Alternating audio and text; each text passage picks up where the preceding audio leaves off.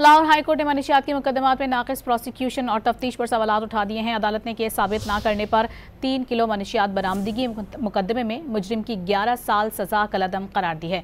Justice Tariq Nadeem ने मनशियात के cases में प्रोसिक्यूशन के लिए नई गाइडलाइंस भी जारी की हैं।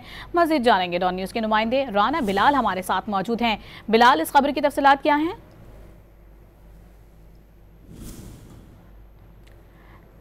बिलाल से भी रब्ता करेंगे, इस खबर की तफसीलात जानेंगे। अपने नाज़रीन को इस खबर से मुताल्लिक मज़ीद बताएं कि प्रोसिक्यूशन का किरदार रस्मी नहीं बल्कि जिम्मेदाराना है। फैसले में ये कहा गया है प्रोसिक्यूशन पर लाजिम है कि वो किसी गवाह को इस्तगासा का केस कमज़ोर ना करने दे। मुतादिद प्रोसिक्यूटर्स मनशियात मुकदमात में खामोश तमाशाई बने रहते हैं। फैसले में ये कहा गया है प्रोसिक्यूटर्स गवाहों की जरा के दौरान गैर फाल रहते हैं।